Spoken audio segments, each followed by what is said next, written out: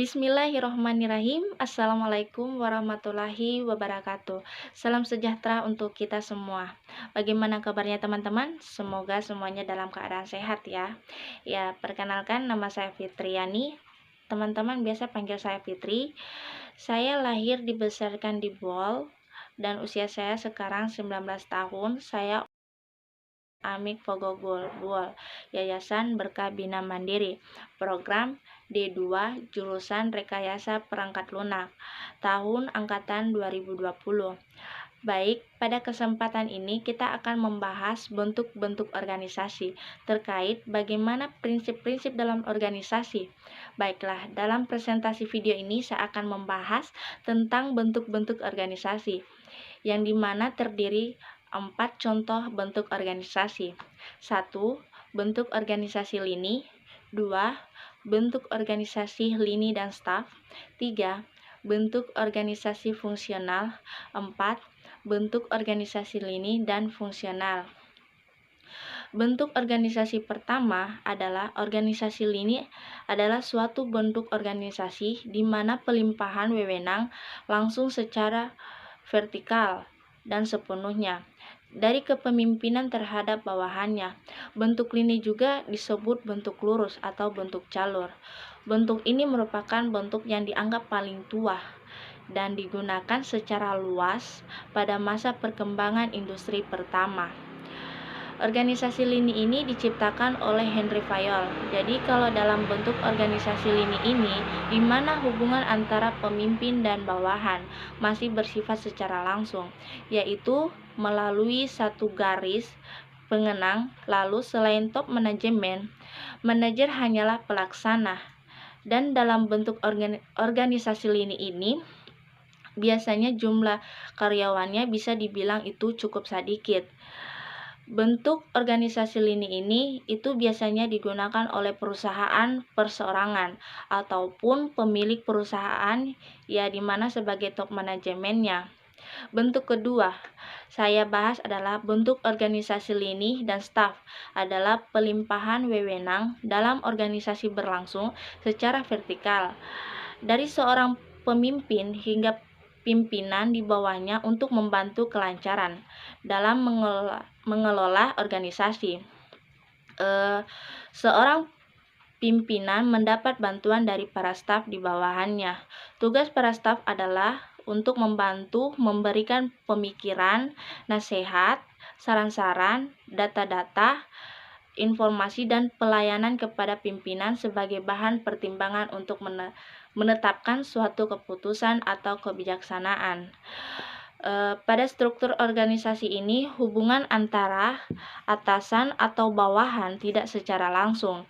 Jadi, saya simpulkan bahwa ciri-ciri organisasi lini dan staf ini itu satu hubungan antara atasan dan bawahan, tidak seluruhnya secara langsung. Kedua,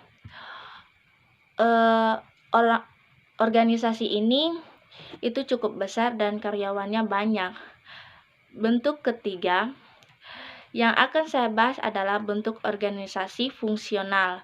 Bentuk organisasi fungsional yaitu suatu bentuk organisasi di mana kekuasaan pimpinan dilimpahkan kepada para pejabat yang memimpin satuan di bawahnya. Dalam satuan bidang pekerjaan tertentu, struktur ini berawal dari konsep adanya pimpinan yang tidak mempunyai bawahan yang jelas, dan setiap atasan mempunyai wewenang memberi perintah kepada setiap bawahan. Sepanjang ada hubungan dengan fungsi atasan tersebut, jadi bisa disimpulkan ciri-ciri bentuk organisasi fungsional adalah yang pertama, organisasi ini tergolong kecil. Kedua, di dalamnya terdapat kelompok-kelompok pekerja ahli. Ketiga, spesialis dalam pelaksanaan tugas itu ada. Keempat, target yang akan dicapai itu jelas dan pasti. Kelima, pengawasan yang dilakukan dalam organisasi ini cukup ketat. Bentuk keempat Yang akan saya bahas adalah bentuk organisasi lini dan fungsional. Bentuk organisasi lini dan fungsional adalah organisasi yang masing-masing anggota mempunyai wewenang yang sama dan pimpinan yang kolektif, manajerial bersifat formal dan informal, dapat dibentuk sebagai suatu bagian dari struktur organisasi dengan tugas-tugas dan wewenang yang dibagi-bagi secara khusus. Jadi bisa disimpulkan bahwa ciri-ciri organisasi lini dan fungsional: 1. Tidak tampak adanya pembedaan tugas pokok dan tugas bantuan. Kedua, spesialis secara praktis para pejabat fungsional. Ketiga, pembagian kerja dan wewenang tidak membedakan perbedaan tingkat ekselon. Keempat, struktur organisasi tidak begitu kompleks, biasa terdiri dari ketua, sekretaris, bendahara, dan ketua seksi-seksi. Oke, baik, kita lanjutkan pembahasan kita yang terkaitkan prinsip-prinsip dalam organisasi. Nah, untuk prinsip-prinsip organisasi di sini ada 7 ya. Yang pertama, ada prinsip perumusan tujuan. Yang kedua, prinsip pembagian kerja. Yang ketiga, prinsip pendelegasian kekuasaan atau wewenang. Yang keempat, prinsip tingkat pengawasan. Yang kelima, prinsip tentang manajemen. Yang keenam, prinsip kesatuan perintah. Dan ketujuh, prinsip koordinasi. Pertama, prinsip kerumusan tujuan. Jadi, ketika membuat suatu organisasi, yang pertama kita buat adalah menentukan tujuan itu sendiri. Jadi, untuk menentukan tujuan organisasi atau badan tersebut apa? Kenapa? Karena memang untuk tujuannya ini nantinya akan menentukan kegiatan yang harus dilakukan oleh satu organisasi tersebut. Kayak gitu.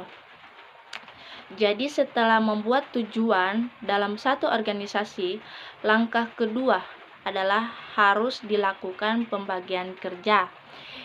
Ya, kenapa? Karena memang pembagian kerja ini untuk dilakukan menghindari tumpang tindih pekerjaan dan penumpukan pekerjaan pada suatu unit kerja.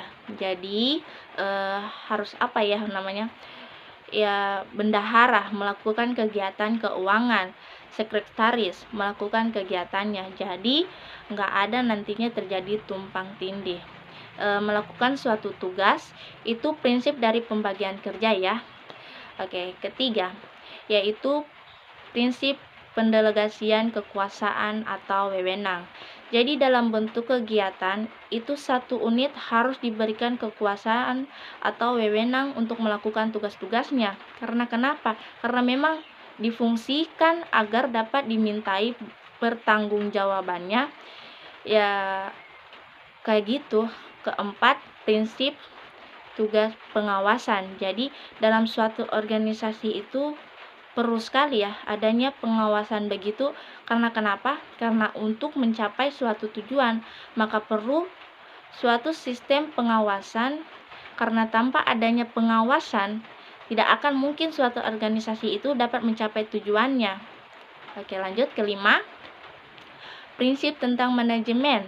Jadi dalam suatu organisasi perlu diperhatikan ya efektivitas dan efisiensinya. Karena kenapa? Karena memang seorang pemimpin itu dapat membawahi berapa jumlah orang yang dipimpinnya sehingga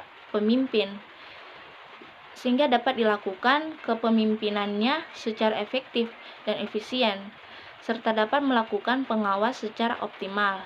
Jadi intinya beginilah, untuk prinsip manajemen itu berapa sih untuk pembuatan ataupun kapasitas pemimpin itu dapat memimpin kayak gitu ya.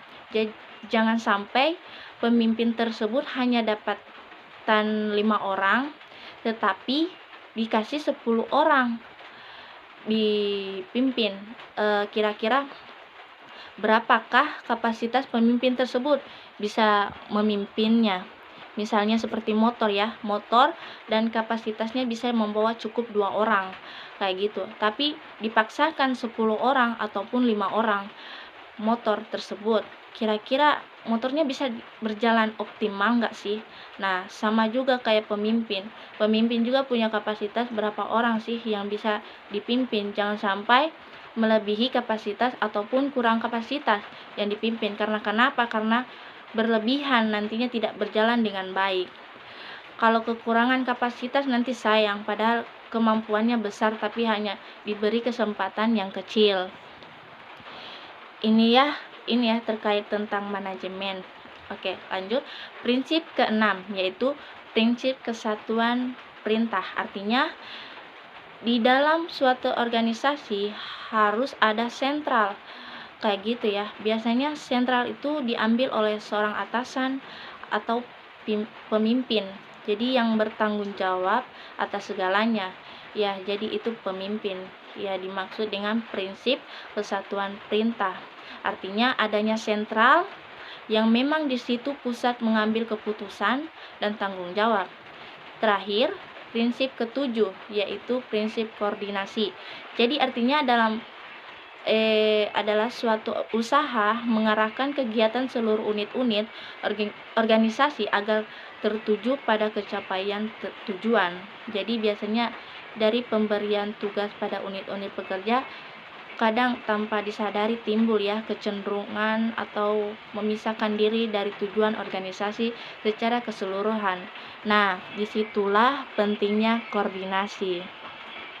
Jadi diperlakukan agar terhindar dari konflik, terus juga mengurangi duplikasi tugas, mengurangi pengunduran, memperkuat kerjasama.